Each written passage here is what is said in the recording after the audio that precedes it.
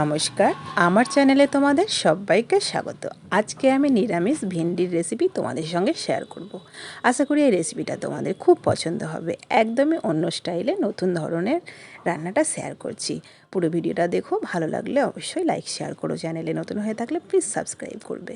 তো এখানে দেখো ভেন্ডি কিন্তু ধুয়ে কেটে নিয়েছি। আর যে ছোটো সাইজের ভেন্ডিগুলো আমি খালি গোড়ার দিকটা ডগার দিকটা কেটে বাদ দিয়েছি। আর যেগুলো একটু বড় সাইজের সেগুলোকে 2 পিস বা 3 পিস করে নিয়েছি।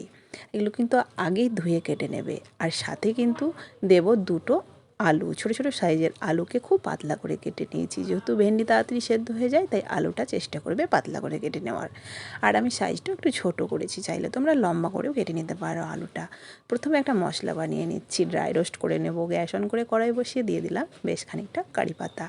প্রথমেই কারি পাতাটাকে আমি ভেজে নিচ্ছি, কেন কারি পাতা ভাজতে একটু সময় লাগে, একটু মচমচে হতে কিন্তু টাইম লাগে। তাই গ্যাসের ফ্লেমটাকে মিডিয়ামে রেখে কারি পাতাটাকে ভেজে নিলাম।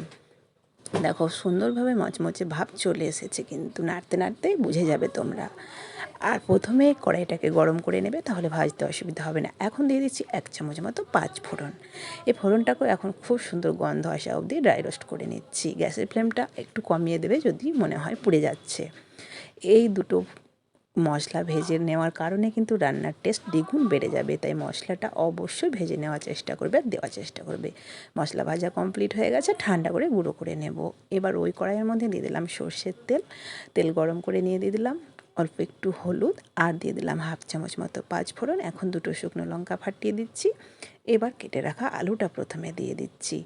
চাইলে তোমরা কিন্তু প্রথমে ভেন্ডি ভেজে নিতে পারো, তবে ভেন্ডি আমি প্রথমে ভাজছি না, আলুটাকে আগে ভেজে নিচ্ছি। আলুটা মোটামুটি নাড়াচাড়া করার পরে ঢাকা দিয়ে স্লো আছে 1 মিনিট রাখবো। এতে করে আলুটা ভাজাও হবে প্লাস হালকা সেদ্ধ হয়ে আসবে। তাহলে ভেন্ডির সাথে যখন জলের সাথে সেদ্ধ করব ভেন্ডি আর আলু, খুব তাড়াতাড়ি সেদ্ধ হয়ে যাবে। দেখতেই পাচ্ছ ভাজাও হয়ে গেছে আর সেদ্ধ হয়ে গেছে হাফ। এই অবস্থায় দিয়ে দিচ্ছি ভেন্ডি। ভেন্ডিটাকে খুব বেশি ভাজবো না, দেখতে সবুজ সবুজ হয়ে থাকবে, ভালো লাগবে। তো একটু নাড়াচাড়া করে নিচ্ছি। এখন বাকি মশলাগুলো একে একে এবার অ্যাড করে নেব। মোটামুটি 1 থেকে 1.5 মিনিট মতো আমি ভেন্ডিটাকে ভেজে নিলাম।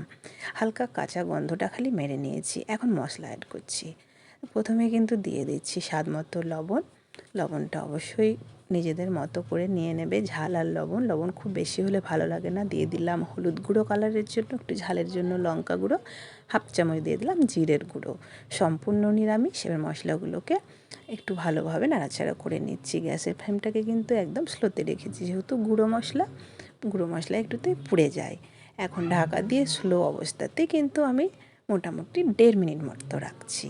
ঠিক 1.5 মিনিট পরে আমি ঢাকাটা খুলে নিয়েছি। মশলার কাঁচা গন্ধ চলে গেছে, ভেন্ডিটাও খুব সুন্দর এখন ভাজা হয়ে গেছে। ভেন্ডির একটা কাঁচা গন্ধ থাকে, সেটাও চলে গেছে। এখন সেদ্ধর জন্য দিয়ে দেব জল। আলু মোটামুটি সেদ্ধ হয়েই আছে, তাই খুব একটা বেশি জল দেব না। ভেন্ডি সেদ্ধ হতে জানো তোমরা বেশি সময় লাগে না। দেখো পরিমাণ মতো জল দিয়ে দিলাম, মোটামুটি 1 কাপ মতো আমি জল দিয়ে দিয়েছি। এবার কিন্তু ভালো করে মিশিয়ে নিয়ে ঢাকা দিয়ে মোটামুটি 3 থেকে 4 মিনিট মতো রান্না করে নেব, একদম স্লো আছে। তো মাঝে আমি 3 মিনিট পরে ঢাকাটা খুলে নিচ্ছি। এখন কিন্তু রান্নাটা কমপ্লিট হয়নি, একটু নেড়ে দিচ্ছি। দেখো আলু সেদ্ধ হয়ে গেছে, ভেন্ডি একটু সেদ্ধ হতে বাকি আছে। এই অবস্থায় যে মশলাটা ভেজে গুঁড়ো করে নিয়েছি, সেই মশলাটা এখন অ্যাড করে দেব।